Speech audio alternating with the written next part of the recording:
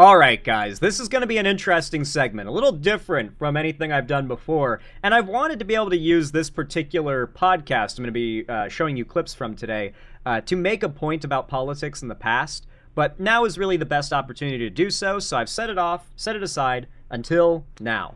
You see, I watch a fair few podcasts. My favorite podcast, I would say right now, is without a doubt Creepcast, hosted by Meat Canyon and Wendigoon. Fantastic podcast, love it. Big fan. Huge fan. Massive fan. Obviously. My other favorite podcast, though, is a really old one. Maybe like the first podcast online. At least one of the first ones ever made. Painkiller Already. It was this like OG podcast, a gathering of different Call of Duty commentary YouTubers back when that was the #1 niche on YouTube. Got together and started making a podcast. One of their members is FPS Russia, the first and biggest original gun channel on YouTube. The guy who started YouTube gun channels, and frankly, I don't think anybody who's even big today has achieved what he did back in the day.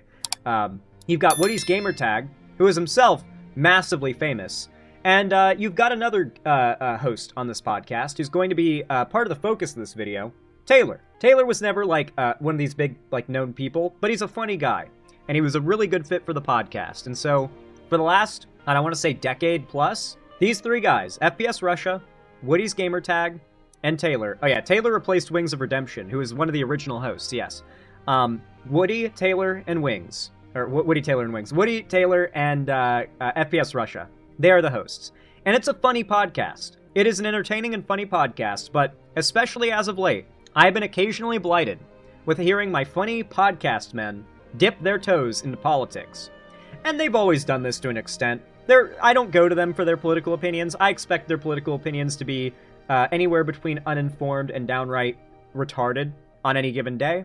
But they've gotten really into politics more and more as time goes by. It's gotten annoying and frustrating because their opinions are very go with the flow, you know? They don't have really any original thoughts. I guess the only one in their group that does would be Woody, who actually researches any claim made on the podcast. Just out of sheer curiosity, you can see him Googling any claim that's made just to know for himself whether or not it was true. And he's coincidentally also the least liked host on the podcast by the fan base, which is these days very right-leaning. That's no coincidence. That he is the guy who likes to Google things, fact-check, and thus typically ends up leaning a little more left on things, and is also the fans' least favorite host, and gets the most shit from the right-wing fan base. They've got a lot of mean things to say about Woody. Now, Taylor is the most right-wing host. He's like gone down a really crazy right-wing spiral, and FPS Russia is somewhere in the middle. At the end of the day, though, these three haven't... Meat Canyon is a chud confirmed? No! God, please listen, guys! I cannot be having you guys misinterpret my words that devastatingly badly. I do not want people going around thinking I called Meat Canyon a chud. No. I said one of my favorite podcasts is Creepcast, hosted by Wendigoon and Meat Canyon. My second favorite podcast is PKA, and that is what I've been talking about for the last 5 minutes. I'm actually frustrated at how badly you just misinterpreted me there, because frankly, that misinterpretation of my words could end up backfiring on me, so please do not spread that around. And please, hopefully recognize that correction I just made. So, with that said, this podcast used to be really entertaining and really funny. Just a fantastic time. Then it got really right-wing, and I had a hard time listening to it because so much of the podcast was focused on right-wing politics, really underinformed, like following the flow kind of bandwagony right-wing politics. But then I saw a value in it. My bad, the internet cut? Okay, no, man, railway. My bad, but also I had to correct that because that was a bad interpretation, okay? Anyway, though, yeah, I don't want anyone thinking I said that Meat Canyon's a chud. But as I was saying, though, this podcast, I started to grow a different kind of appreciation for it. The fact that I could use the PKA podcast, in a sense, as a way of gauging where a lot of the normies are politically. Like, where are the people that lean a little bit more chuddy, but are generally kind of centrist? That's kind of where FPS Russia is. Where are the people that are, like, really hard right conservatives that back Trump and will defend anything he says or does? That being Taylor. And where are the people that are maybe a bit culturally conservative, but they actually do their research and they end up voting more progressive on the issues because they're more informed voters? And that would be Woody. 3 people who by all intents and purposes should be more inclined to vote Republican. I can actually pull a lot of, inference on how people are feeling off of the dumb takes they have, because they're literally just pulling all of their opinions from viral videos, viral news segments, Twitter posts, all that, right? And it's given me some decent insight. and I've been able to predict a lot of like cultural beats politically based on how people in these podcasts will react initially. Because frankly, a lot of people take their opinions from these podcasters anyway. So with that in mind, let's go back to a few months ago when Hutch, known political commentator as of late, Hutch, decided to go on to the PKA podcast and debate Taylor, one of the hosts, on immigration. For those that don't know, these are the hosts. This is FPS Russia, Kyle. This is Woody's Gamertag, Woody. And this is Taylor, the most conservative host on the podcast. But here is when Hutch went on PKA to debate with Taylor on the topic of immigration. We're only going to watch a little bit of this here, just so you can really get an idea of where Taylor stands politically, because he is, frankly, kind of infuriating. Like, you're going to get a really good taste of, like, what the average Midwest conservative is like here, and it is obnoxious. I'm not going to lie. The more conservative Taylor gets, the less likable he gets, and he used to be one of my favorite hosts. Like, most people, the majority, are in favor of mass deportations. Like, we want illegals out of the country. And that's something that people are going to hold that.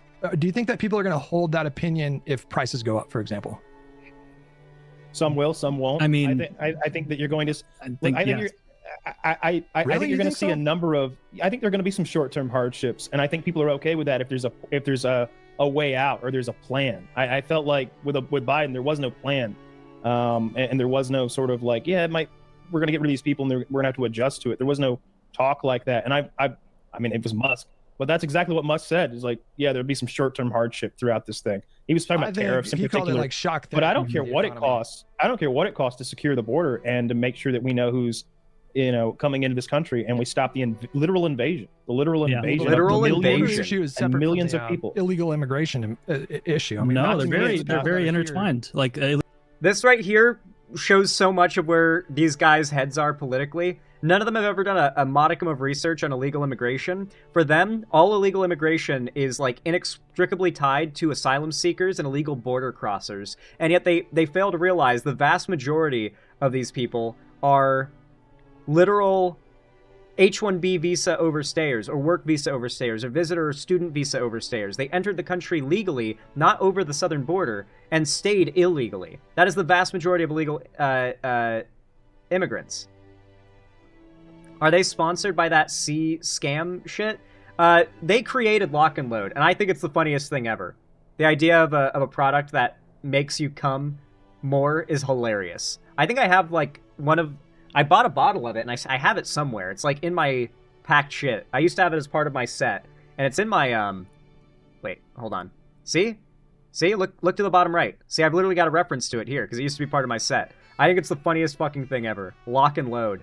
Illegal immigration is allowed to be a huge thing because, the Biden administration, illegal immigration and a lack of border security, like those are inexplicably linked, or inextricably linked. See, he literally said as much. They're inextricably linked, exactly as I worded it. And I haven't watched this clip in a while. Illegal are here overstaying a visa, and I feel like what Republicans do is conflate the issue at the border with they conflate like our asylum laws with illegal immigration. So when we talk about like the asylum laws, we have laws on the books that if somebody shows up and they request asylum and they meet a certain criteria, they are afforded a court date. And our system is so backlogged now that oftentimes they have to wait 5 to 8 years before they get a court date. And while they're waiting for that, they're allowed into the country. And I feel like a lot of Republicans are calling that like those are illegals flooding into the country. It is. It's like you don't want them here. Like the Remain in Mexico policy. They are illegals because you don't want them here.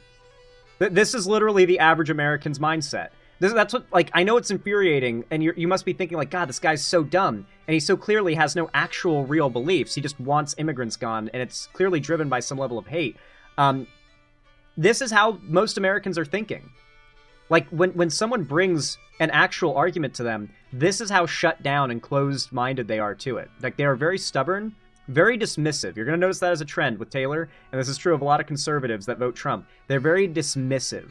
They've got their position, and once you start trying to poke holes in it, they're going to find any way they can to smugly dismiss your arguments. The idea that you let in hundreds of thousands or millions of people and go, we'll get to you in 10 years. Meanwhile, those take WIC, take Medicaid, take housing vouchers. Like, no, like that's an absurd cost for the American public to have to foot.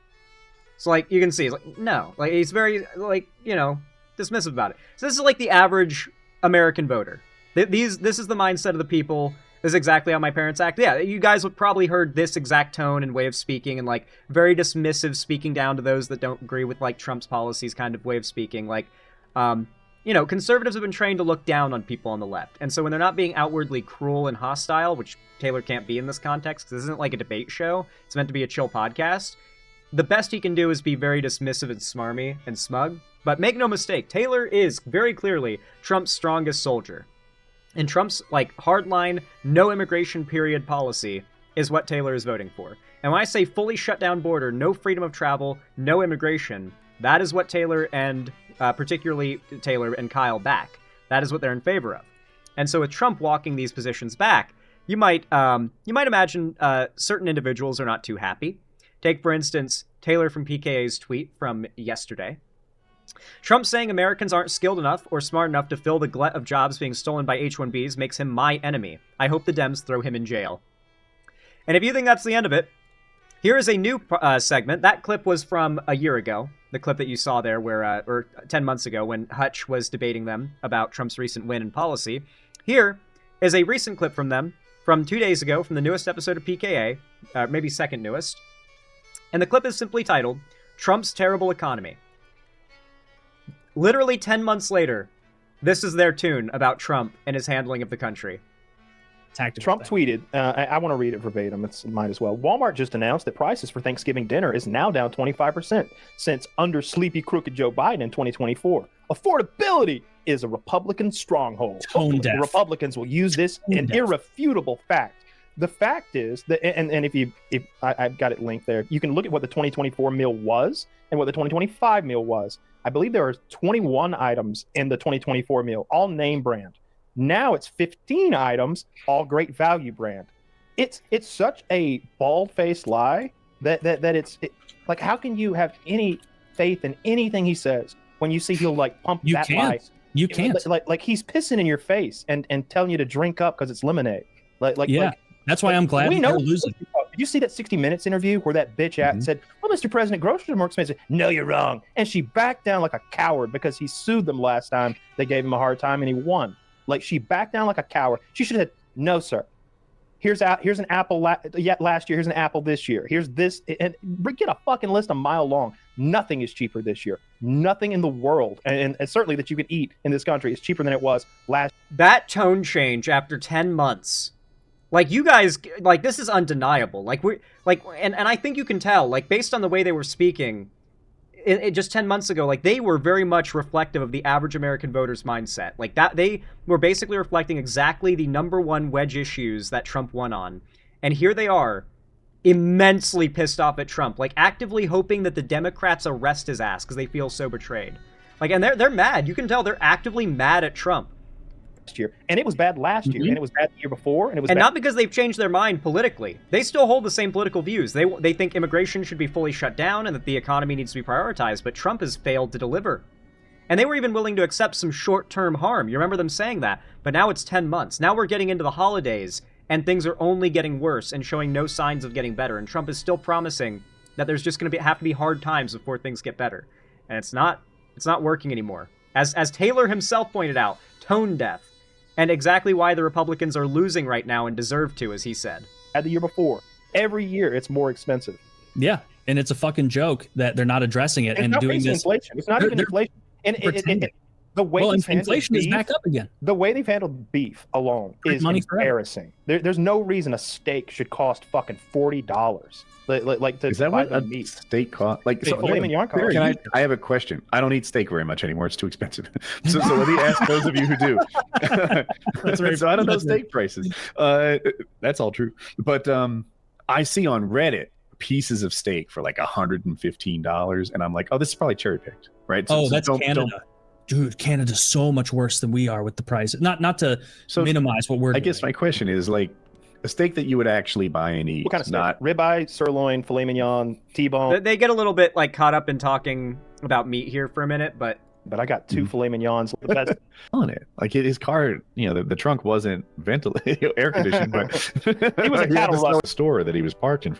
Dude, soda is outrageous. I love my Sprite Zeros. I drink a lot of Sprite Zero, and it's like No, we're not. We're pretty good prices, though.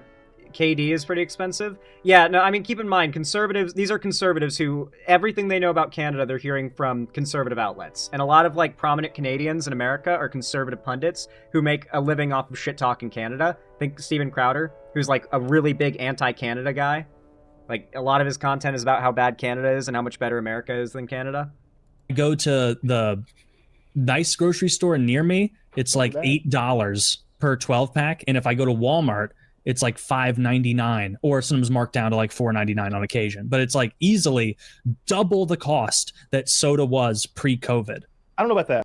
What I love is that even the comments are making jokes about how much of a fell for it again moment this is. Let's read some of the comments. You know Trump is blowing it when Taylor is criticizing him. Fell for it again award. American politics is like, why did you shit your pants? Then people respond, oh yeah? Well, at least I didn't shit my pants and piss my pants like the other guy. Terrible economy. All of you know Trump and his friends have made billions since he became president. Crazy how Kyle and Taylor were very pro-MAGA. Has Woody said, I told you so? Well, that's the funny thing. Woody has not done a single I told you so bit. He just sits back and listens whenever they start getting mad about Trump. He doesn't say shit. He could do the whole I told you so bit. He could be like, interesting how now you guys are echoing all the same sentiments that I was, 10 months ago. But he doesn't. He's above that. And I kind of respect that he's not pushing them to reactionarily defend Trump by being, I told you so about it, This has to be the biggest fell for it again award in the history of awards. Imagine if we were still on the BBB plan. Build Back Better plan.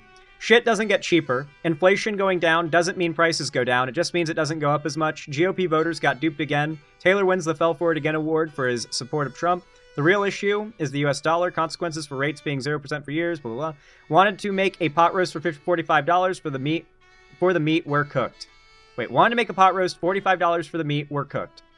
What? Trump lied to you? Say it ain't so. I don't know who, aside from the vocal minority, thought they were voting for a good candidate by filling out either ballot box. Everyone picked what they thought was the lesser of two evils. Those were always going to absolutely fuck us. Neither was a good candidate. So you got the copium in the comments at least, but most of the comments are pretty consistent. Like, even the fans have come out to say, fell for it again. Fell for it again award right there. Pretty much fits perfectly, too. This is definitely a fell for it again moment. Anyway, folks, as I've said before, leave a like, leave a comment, and leave a hype if you want to support this video. Subscribe if you want to see more from me. Thank you for watching, and I hope to see you again.